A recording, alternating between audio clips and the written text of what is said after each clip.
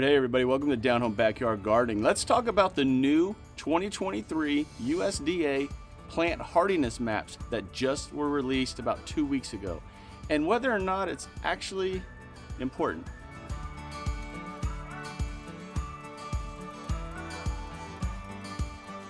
Okay, before we get into what's new with the 2023 maps, if you all want to know the history of the maps and how it all came about, I did a video on this about 3 months ago. So if you want to check it out, the link is right here and in the description below. Okay, as you can see right here, this is the new 2023 updated maps that the USDA just released about 2 weeks ago.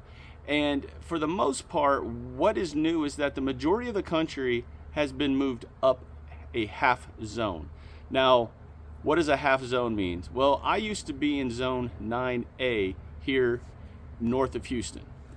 As of 2 weeks ago, I am now considered in zone 9B. When we get into whether or not that's important, let's talk about how the zone maps are actually figured out and created by the USDA. So what they do is they take a 30-year period of time and they average out the coldest average temperatures for those 30 years.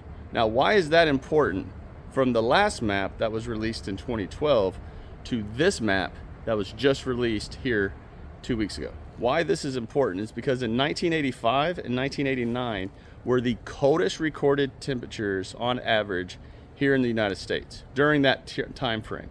Now that the 1980s data has been removed from this year's updated map, all of those extreme colds that were outliers, they aren't normal, have been removed from the data points.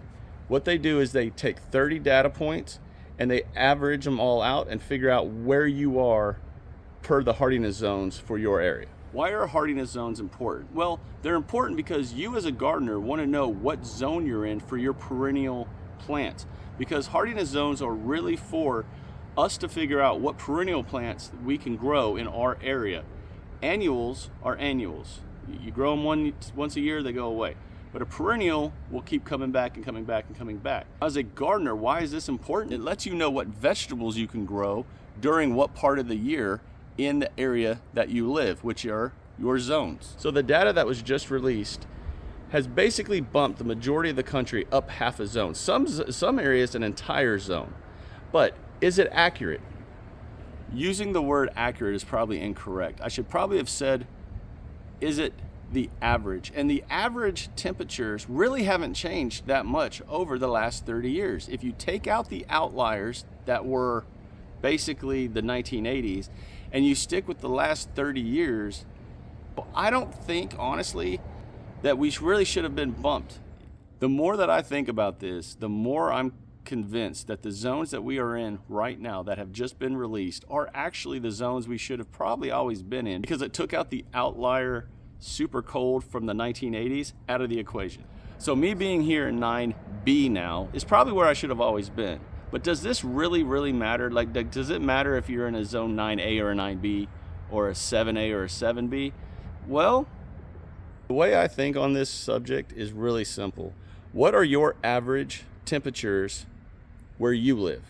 If you know what your average temperatures are and you know what your first and last expected frost dates are, then you should be able to look at the back of a packet of seeds and figure out whether or not you can grow them in your area. To me, that's the biggest important thing, is knowing when your first and last expected frost dates are and then basing everything off of those. Why is all this important to me? Well, it's important to me for one reason, is for us as gardeners to always learn as much as we can about what we're doing.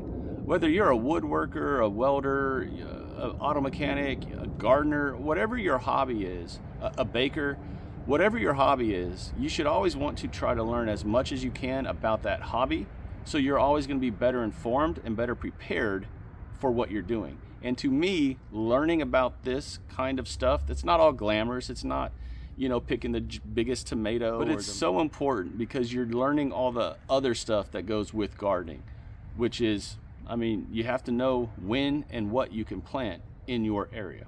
So what are your all's opinion on this subject? I'm just curious to know what you all think, and please drop your comments down below. But do you all think that the 2012 map was more accurate than the 2023, or vice versa, or does it really just not even matter to you? I'm curious. I would love to know what you all think. Y'all now know what I think. I hope everyone got something out of this video, because to me it is important to know, but I really think knowing when your first and last expected frost dates are more important to me than what zone I'm in. That's just my opinion. I've always said that, but I would love to hear your all's opinions on this subject.